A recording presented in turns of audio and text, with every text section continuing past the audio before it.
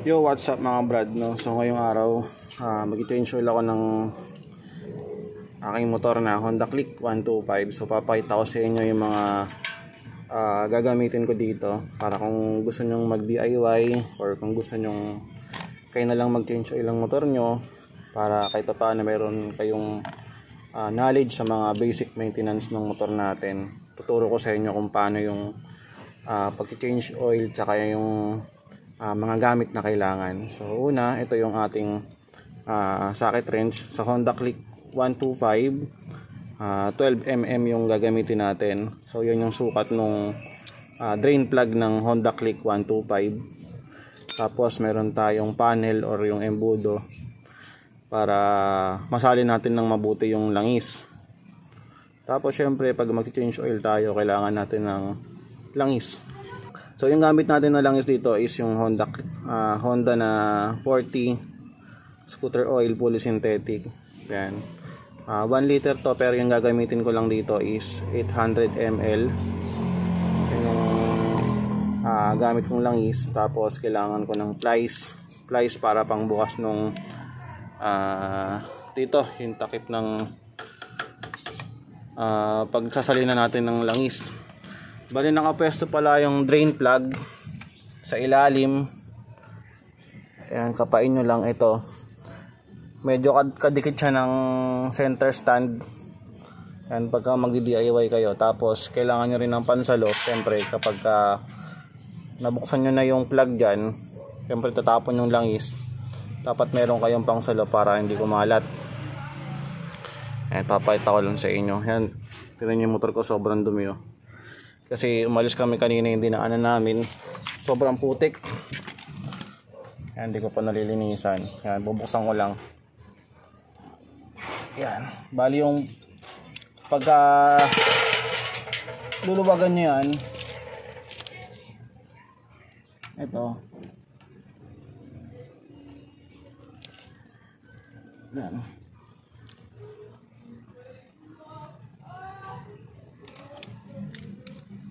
Yan.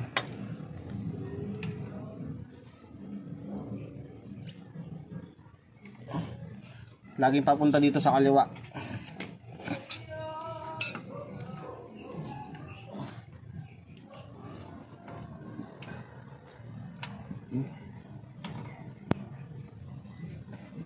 Yun ah.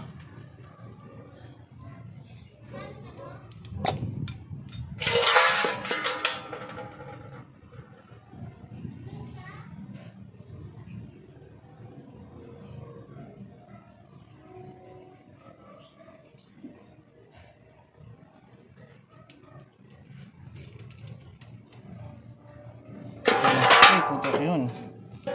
Mapo na.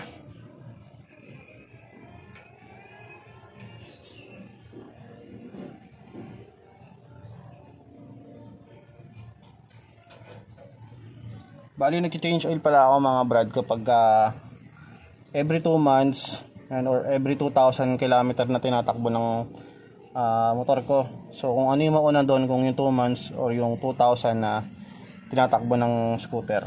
So, pwede nyo gayahin yun kung gusto nyo.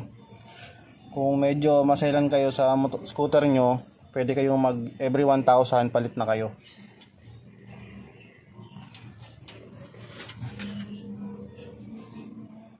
Bali ito yung itsura ng drain plug nyan. Tapos patuloyin lang natin mabuti. Itutok nyo ng mabuti yung mga saluhan. Kasi akin malaki, hindi ko medyo naayos. Medyo kumalat ng konti. Pero ayusin ko na lang yan.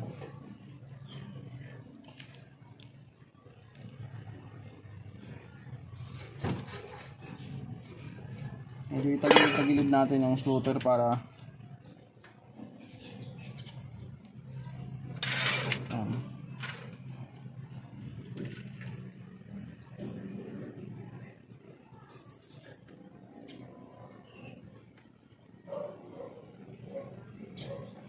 yan. Para lumabas lahat ng langis. Yung alog-alog yun ang konti.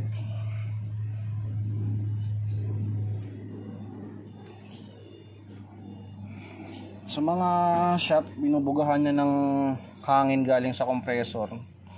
Pero minsan kasi yung compressor may tubig, kaya nahahalo minsan sa langis.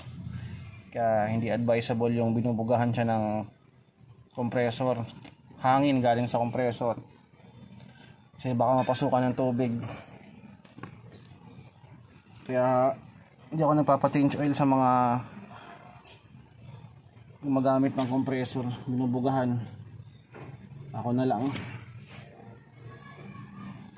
Ayan, bali pag nakatulo na ng mabuti, pwede na nating ibalik yung drain plug kung saan natin tinanggal.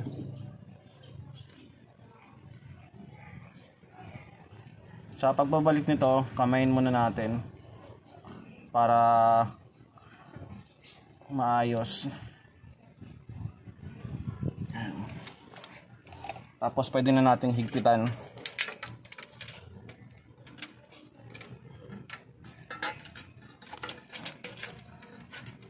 Sa paghigpit nito, isang kamay lang. Huwag ganong mahigpit kasi mas baka masira yung thread. Mas laking gastusin pa. Kasi ng iba't grabe mga paghigpit eh. Baka ginagamitan pa ng impact wrench eh. Yan, bali nasali na natin dyan mga brad. Ito naman, dito naman tayo sa kabilang side. Isasali naman natin tong langis na gagamitin natin. Bali wala akong pagsasalinan. Ayan, meron naman ditong nakalagay.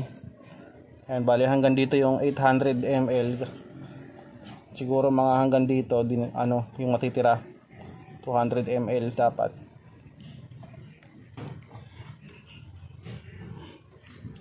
So yung buksan lang natin. Naluwagan ko na to kanina ng plies eh. Ayan, kaya kailangan natin ng plies para pambukas dito. Sobrang dami ng motor ko.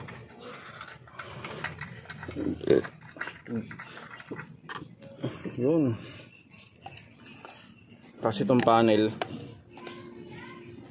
lagay lang natin dyan. Make sure mga brad na malinis yung panel na gagamitin nyo. Kasi pagka may duming humalo dyan, papasok dun sa makina natin. Kaya niyang gawin yan, madali lang yan. Tapos buhos natin itong langis. Mahirap lang kasi binibidyo ko kasi may hawak kong camera.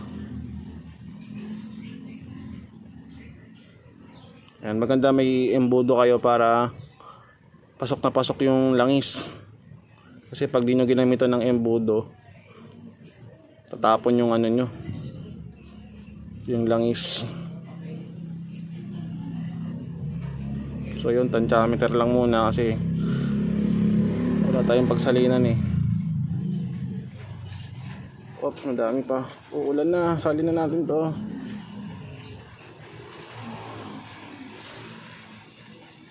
So yun, umuulan na.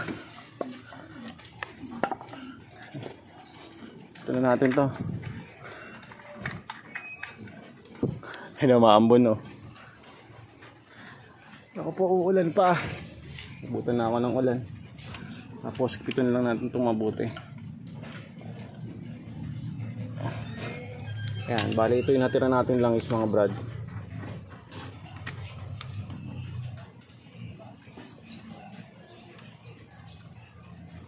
Ayun. Kulang pa to kasi mataas pa yung dun eh oh.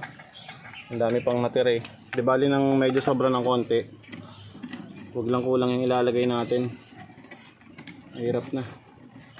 So, salinan lang natin pa ng konti pa kasi ang dami pang natira eh. Di bali na sobra siya ng konti. Huwag lang kulang. Matayuan tayo ng langis.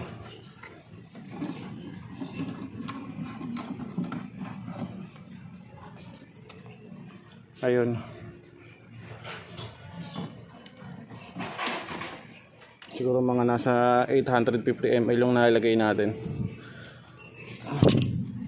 More or less. So yun, ganun lang kadali yun. Kayang-kaya niyang gawin kahit kayo lang mag-isa. Tapos syempre, after natin maglinis, siligpit natin yung mga kalat natin.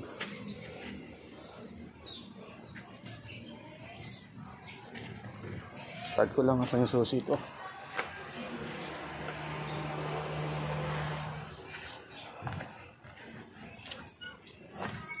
Yeah.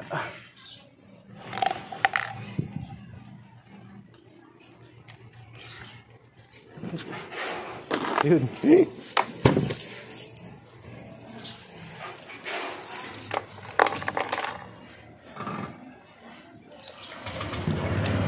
Ayan, goods.